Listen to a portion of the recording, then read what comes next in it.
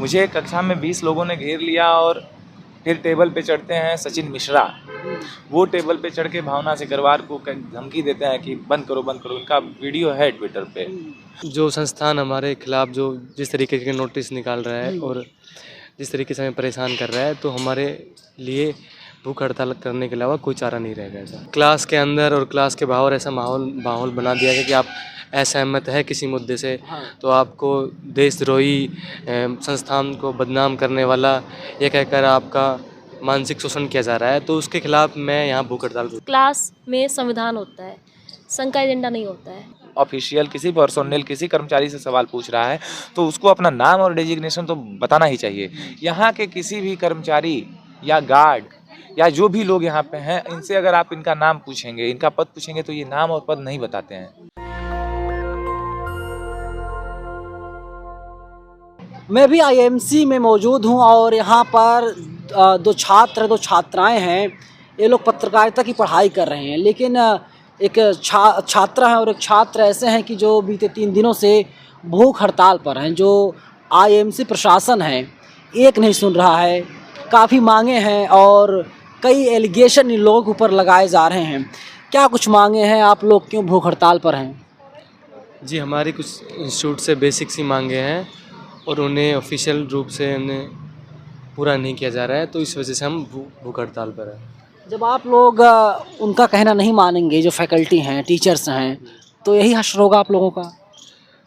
जी, मुझे ऐसा लगता है कि जो संस्थान हमारे खिलाफ जो जिस तरीके के नोटिस निकाल रहा है और जिस तरीके से हमें परेशान कर रहा है, तो हमारे लिए भूख हड़ताल करने के अलावा कोई चारा नहीं रहेगा। ऐसा क्या परेशान कर दिया? यहाँ पर तो देख रहे हैं बड़े बड़े पत्रकार यहाँ से निकले हैं, यहाँ से पढ़ाई करने के बाद में। जी, क्लास में और क्लास के अंदर और क्लास के बाहर ऐसा माहौल बना दिया गया कि आप असहमत है किसी मुद्दे से, तो आपको देशद्रोही संस्थान को बदनाम करने वाला ये कहकर आपका मानसिक शोषण किया जा रहा है। तो उसके खिलाफ मैं यहाँ भूख हड़ताल पर बैठा। आप लोग देशद्रोही हैं?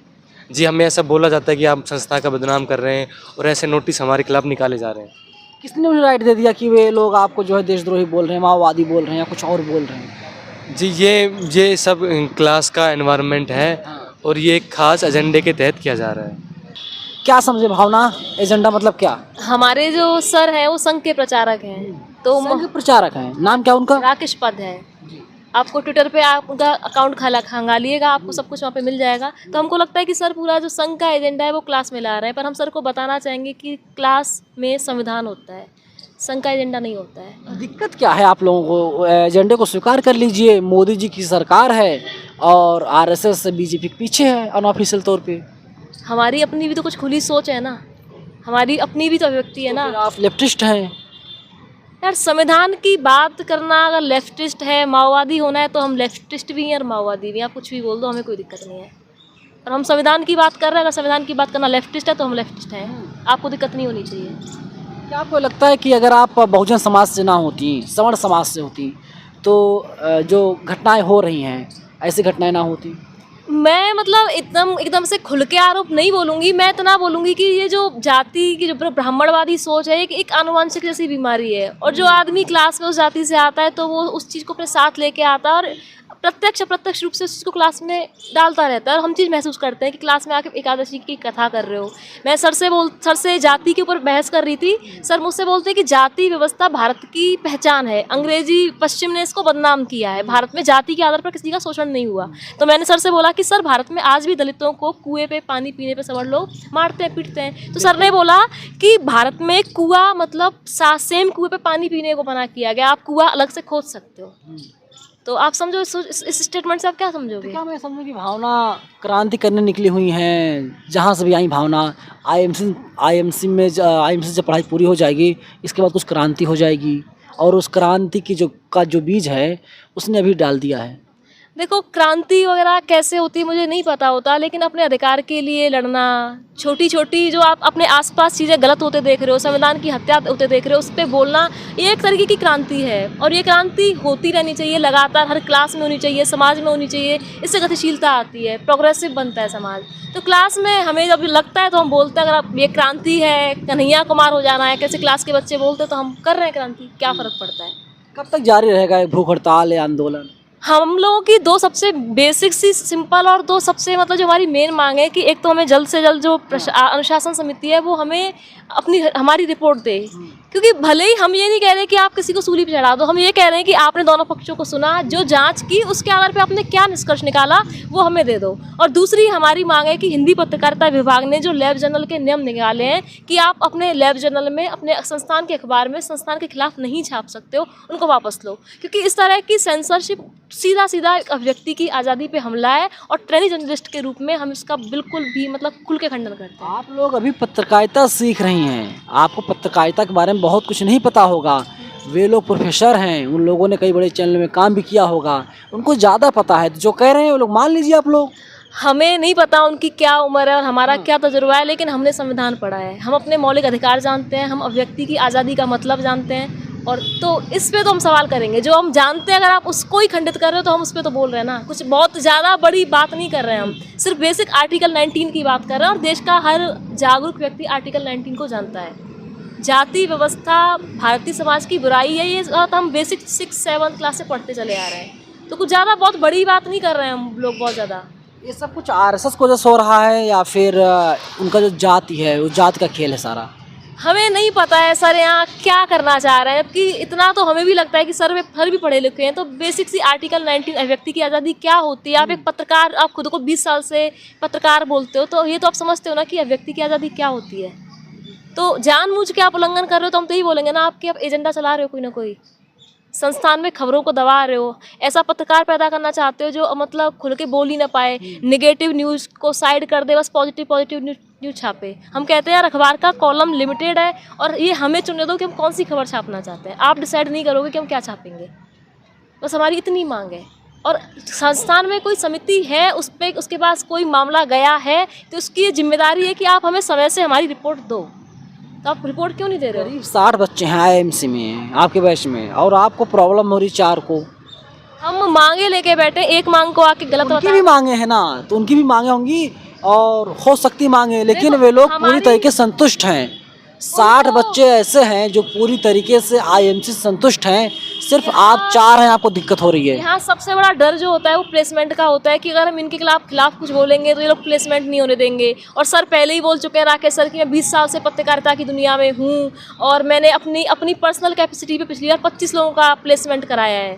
तो बच्चा गरीब घर से भी आता है, बहुत मोटी फीस दे के आता है, तो कर जाते हैं लोग कॉम्प्रोमाइज़। हम लोग क्या कर सकते हैं, अलग अलग तरीके के हथकंडे अपनाए लोग। कितना फीस दिया है आप? लगभग 95,000 के आसपास पूरी फीस है संस्थान की, जिसमें से लगभग 52,000 हम पहले सेमेस्टर की दे चुके हैं। तो मतलब कि ये लोग एक करीब 1 लाख रुपये फीस देते हैं और इन लोगों को बताया जाता है एकादशी कैसे होता है, रामचरितमानस में क्या लिखा हुआ है, जो ताड़ना है उसका मतलब बदल दिया जाता है। अभी ताड़ना पे हम लोग हंगामा कर चुके हैं, तो सर उस बात पे नहीं गए, एकादशी की कथा पे ही रुके हुए हैं, क्योंकि हम लोगों ने तभी से बवाल किया हुआ है एकादशी कथा से। तो अभी इतनी हिम्मत 4 लोगों की वजह से नहीं हुई कि आके रामायण पे ताड़ना कर हम लोगों को समझाएं, और जब तक हम लोग हैं तब तक ये अर्थ यहाँ नहीं समझा पाएंगे क्लास लेकिन में। उस चीज़ को मानिए समझिए, क्योंकि टीवी में तो आजकल वही चल रहा है, खोजी पत्रकारिता हो ही नहीं रही है, ना किसी का स्टिंग ऑपरेशन हो रहा है, ना सरकार के खिलाफ खबरें चल रही हैं। जो पढ़ाया जा रहा है उसको पढ़िए। अब ये सबकी अपना अपना जीवन चुनने का, अपने प्रोफेशन को किस तरह से करना है वो उनका तरीका होता है। ये हमारी हमारी इच्छा है कि हमें कॉर्पोरेट वाली पत्रकारिता नहीं करनी है, ये हमारा चुनाव है, तो हम लोगों का चुनाव है। बाकी जिसको करनी है कॉर्पोरेट वाली करो, हमें सवाल करने दो, हमारे सामने संविधान विरोधी बातें आप मत करो क्लास में आके, सिलेबस पढ़ाओ, बस इतनी तो डिमांड कर रहे हैं। टाइपिंग के लिए लैब चाहिए, वो लैब खोलो, क्योंकि हम फीस दे के आए हैं ना, हम बाहर जाके मोनेरिका जाके टाइपिंग सीखने नहीं जाएंगे। पापा जी क्या करते हैं? खेती। पापा जी कहाँ के रहने वाली हैं? मथुरा। यूपी। जी। तो बहुत मुश्किलें रही होंगी ये 95 की जुटाना, इकट्ठा करना। अब मतलब ठीक है यार, सबके माँ बाप बच्चे को पढ़ाना चाहते हैं और अपने तरीके से अरेंज करते हैं, हमें बताते भी नहीं कि कहाँ से पैसा आ रहा है। लेकिन भावना जो यहाँ पर आकर के क्रांतिकारी बनने कोशिश कर रही है, माँ बाप को जानकारी इस बात की? इसे क्रांतिकारी बनना नहीं कहते हैं, इसे अपनी बेसिक अपने राइट्स के लिए खड़ा होना कहते हैं, संविधान के लिए खड़ा होना कहते हैं। और माँ बाप को पता होगा या चल जाएगा, उससे मुझे ज़्यादा फर्क नहीं पड़ता है। हम लोग खुद अपने डिसीजन लेते हैं और कोशिश करते हैं कि न परेशान करें, कम से कम घर वालों को परेशान करें। तो अभी नहीं बताया गया और बाकी उन्हें पता लगेगा तो कोई मुझे ऐसी दिक्कत नहीं है। कोई यहाँ कुछ वैसा नहीं कर रहे हैं, हम अपने अधिकार की बात कर रहे हैं, संविधान की बात कर रहे हैं। इस बात को रखने में हमें कोई डर नहीं लगता, ना घर से। घर बुला लेंगे पापा तो क्या करेंगी? नहीं, मेरे घर में ऐसा माहौल नहीं है हाँ। कि घर बुलाया जाए। उन्होंने हमेशा मतलब पढ़ने के लिए मुझे पूरी पढ़ाया, आगरा, मथुरा, दिल्ली। तो मेरे घर में ऐसा माहौल नहीं है कि मुझे वापस बुलाया जाए। लगातार ब्राह्मणवाद पर अटैक आपका है, मनुवाद पर अटैक है, तो लोग जानना चाहते हैं कि क्या बहुजन समाज से आती भावना या यूपी में हम लोगों को ओबीसी का दर्जा है, जाट समुदाय को, और केंद्र के स्तर पे हमें जनरल माना जाता है। लेकिन मैं इस सब से भी ऊपर एक मतलब मानवीय गरिमा, समानता के साथ जीवन जीने का अधिकार सबको होना चाहिए। आपको संविधान जो आपको सामने आपका मार्गदर्शन कर रहा है उसको आपको मानना चाहिए, और जब आप उस पर हमला करते हो तो फिर हम खड़े हो जाते हैं। बस मुझे इतना समझ आता है, मुझे इससे ज़्यादा समझ नहीं आता है। अच्छा, ये जो आवाज़ है बड़े बड़े नेताओं तक पहुंचती होगी, उनके कानों तक पहुंचती होगी, किसी तरफ से कोई कॉल, मैसेज, रिप्लाई? हम ट्विटर पे एक्टिव हैं, कॉल वगैरह हम लोगों के पास किसी की नहीं आई। ट्विटर पे हम लोगों को लगातार समर्थन मिल रहा है और प्रशासन आंख बंद करके बैठा हुआ है, तो ट्विटर पे समर्थन है। बाकी ऐसे पर्सनली हम किसी को नहीं जानते हैं। मतलब ये मैं मान लो कि आईएमसी में ब्राह्मणवाद वर्सेस अम्बेडकरवाद की लड़ाई है। संविधान की लड़ाई है और अम्बेडकर के मूल्यों की भी लड़ाई है ये, क्योंकि अम्बेडकर ही संविधान की बात कर रहे हैं ना, तो संविधान की लड़ाई है ये। अब आप इसे चाहे क्रांतिकारी समझो, माओवादी समझो, आपकी मर्जी है, जो समझना समझो, कोई फर्क नहीं है हमें। हमारे साथ आशुतोष हैं, आशुतोष से बात करते हैं। कब तक ये आंदोलन जारी रहेगा आप लोगों का? ख़त्म कर दीजिए, 1 हफ्ता होने जा रहा है। ये हमारी मांगें काफ़ी बेसिक हैं और हमारी 2 ही मांगें हैं और दोनों मांगें एक दूसरे से लिंक्ड अप हैं। हमारी पहली मांग है कि हमें माओवादी बोला गया, हमें क्लास में हमारे साथ धक्का मुक्की की गई, हमें लड़कियों द्वारा गाली दी गई, अश्लील इशारे किए गए। ये सब हुआ राकेश उपाध्याय और आदित्य मिश्रा एसोसिएट हैं उनकी मौजूदगी में। तो नाम नहीं, सरनेम में सब कुछ रखा हुआ है, सब तो कुछ ये मैं- बताइए उनका क्या नाम है? हमारे कोर्स निदेशक कक्षा में राकेश उपाध्याय और एसोसिएट आदित्य मिश्रा मौजूद थे और उसी कक्षा में आंचल तिवारी हमें एकदम आत्मविश्वास के साथ बीच वाली उंगली लहरा के दिखाती हैं और उन उंगलियों को राकेश उपाध्याय भी देखते हैं और उस पर हम जब सवाल पूछते हैं कि सर ये लड़की मुझे गाली दे रही है, मुझे उंगली दिखा रही है, आप कुछ कहते क्यों नहीं, तो कक्षा में जवाब देने के बजाय उनके लठैत उन्होंने आगे कर दिए। मुझे कक्षा में 20 लोगों ने घेर लिया और फिर टेबल पे चढ़ते हैं सचिन मिश्रा। वो टेबल पे चढ़ के भावना सिकरवार को धमकी देते हैं कि बंद करो बंद करो। इनका वीडियो है ट्विटर पे। ये वही सचिन मिश्रा हैं जो अभी प्रोटेस्ट साइट पे भी राकेश उपाध्याय के साथ आए थे और गार्ड्स को उकसा रहे थे कि हम लोग पे लाठीचार्ज कर दिया जाए। उस वीडियो में जब हमने उनसे सवाल पूछा कि आपको कौन अधिकार देता है, वो राकेश उपाध्याय के साथ है। वीडियो में राकेश उपाध्याय ऐसे ऐसे कर रहे हैं तो वो फिर वीडियो में फ्रेम से बाहर चला जाता है। मतलब ये हम उस राकेश उपाध्याय ने ही सचिन मिश्रा को हम लोग को परेशान करने के लिए बुलाया। सारी लड़ाई इस बात की है कि कक्षा में ब्राह्मणवादी संघ की आइडियोलॉजी को एकदम से मतलब संवैधानिक मूल्यों को कुचलकर उसके ऊपर रखा जा रहा है और लैब जनरल संबंधी जो नियम आया है, इनको पता है कि ये सब चल रहा है, ये क्लास में टोक रहे हैं तो ये न्यूज़ भी लिखेंगे, तो ये न्यूज़ ना लिखें, बाहर ये बात न जाए कि आईएमसी में क्या चल रहा है, ये इसलिए नियम लाए हैं कि लैब जनरल में आईएमसी से संबंधित या फिर कहीं भी आप खबर नहीं लिखेंगे। हम ये नियम किसी मीडिया आउटफिट के लिए, मीडिया हाउस के लिए ठीक लगता है। एबीपी न्यूज़ में आप जी न्यूज़ में काम कर रहे हैं तो जी न्यूज़ के गाइडलाइन से काम करेंगे।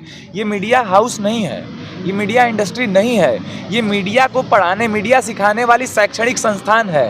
और हम शैक्षणिक संस्थान होने के नाते हम इस पे सवाल उठाते हैं कि आप कक्षाओं में क्या इंडोक्ट्रिनेट कर रहे हैं।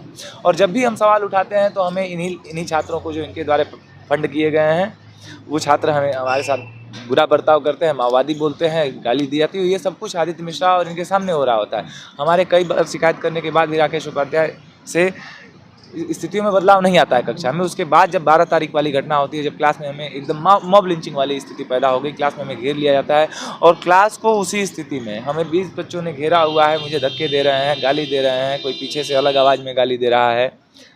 वैसी स्थिति में क्लास को छोड़ के वीडियो में आप देख सकते हैं कि राकेश उपाध्याय कोर्स निदेशक वहाँ से निकल जाते हैं। वहाँ मेरे साथ अगर कुछ भी होता तो इसकी जिम्मेदारी कौन लेता?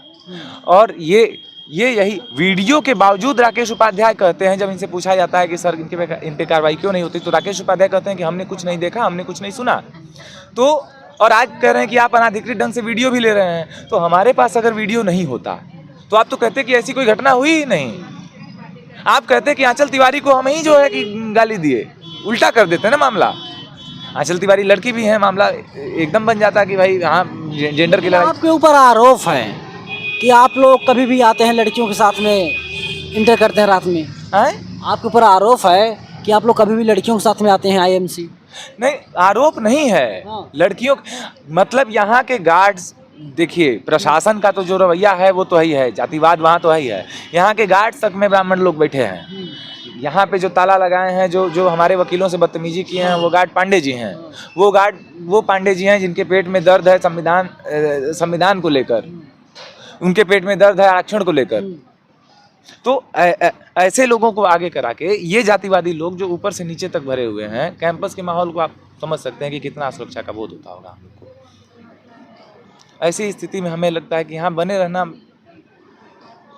मेरे लिए खासा मुश्किल होने वाला है। मैं जानना चाहता हूँ आपसे, देश के अलग अलग राज्यों में जो बच्चे हैं जो पत्रकारिता मानना चाहते हैं, वे लोग चाहते हैं कि IIMC में उनका दाखिला हो जाए, देश का सबसे बेहतर संस्थान है मीडिया की पढ़ाई करने के लिए, तो आप इससे नाराज़ हैं, नाखुश हैं? देखिए मैं भी यही सब कुछ सोच के आया था। मेरा एंट्रेंस मतलब मैं हैदराबाद सेंट्रल यूनिवर्सिटी और BHU का लॉ छोड़ के यहाँ पे आया, तो BHU का लॉ और हैदराबाद में जेंडर स्टडीज़ की पढ़ाई के ऑप्शंस को छोड़ के अगर हमने IIMC को चुना तो ज़रूर ये समझना चाहिए कि हमारे मन में IIMC के प्रति एक सम्मान और एक ऐसी दृष्टि थी कि हमने इस संस्था को अपनी प्राथमिकता दी। लेकिन यहाँ पे आने के बाद इस संस्था ने हमें बेहद निराश किया। यहाँ के मतलब यहाँ पे ऊपर से नीचे तक जो भी लोग हैं, DG से लेके सारे नियुक्त प्रोफेसर जो नेसेसरीली ब्राह्मण, उनकी सारी नियुक्तियाँ विवादित हैं। जो हमारे कोर्स निदेशक हैं वो संघ के एकदम प्रॉपर प्रचारक हैं, वो संघ के कार्यक्रमों में कक्षा छोड़ के जाते हैं। क्या यहाँ पर कोई SC ST OBC या अल्पसंख्यक फैकल्टी नहीं है? इस बारे में देखिए एक और हम आपको यहाँ का क्राइसिस बता दें। किसी भी शैक्षणिक संस्थान में शैक्षणिक संस्थान हमेशा छात्रों को सर्व करने के लिए होता है, और छात्र अगर किसी भी ऑफिशियल, किसी पर्सोनल, किसी कर्मचारी से सवाल पूछ रहा है तो उसको अपना नाम और डेजिग्नेशन तो बताना ही चाहिए। यहाँ के किसी भी कर्मचारी या गार्ड या जो भी लोग यहाँ पे हैं, इनसे अगर आप इनका नाम पूछेंगे, इनका पद पूछेंगे तो ये नाम और पद नहीं बताते हैं। ये क्या है? ये यही लोग हैं जो आके डायलॉग करेंगे, आपको प्रताड़ित कर लेंगे, इनसे पूछा जाएगा कि आपका नाम क्या है तो नाम नहीं बताते हैं। खाना पीना सब सही समय पर मिल रहा है? खाना पीना मतलब हमारे 2 साथी हंगर स्ट्राइक पे हैं और हम लोग भी 8 दिन से बैठे हैं। हंगर स्ट्राइक का ये है तो तीसरा दिन, लेकिन हम लोग का धरना 8 दिन से चल रहा है। और हमारी चिंता इन साथियों के लिए है जो भूख हड़ताल पे बैठे हुए हैं, क्योंकि हम लोग जब से यहाँ बैठे हैं हड़ताल पे तब से हम लोग एक टाइम ही खाना खाए हैं। तो अगर हम लोग 6 दिन एक टाइम खाना खा के और ये लड़के 3 दिन से एकदम नहीं खाए हैं तो उनके शरीर का कितना ह्रास हो रहा होगा ये समझा जा रहा हो।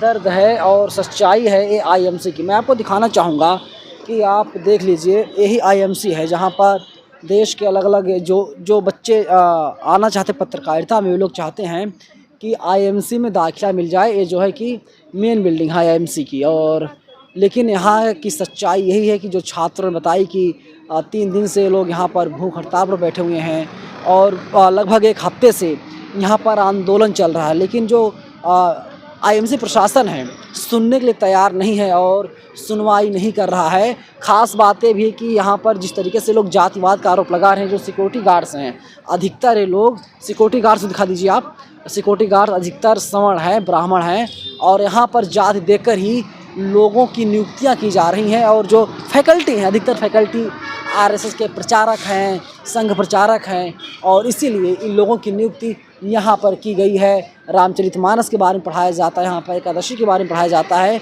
लेकिन पत्रकारिता के जो मूल सिद्धांत हैं उसके बारे में लोगों को जानकारी नहीं दी जाती।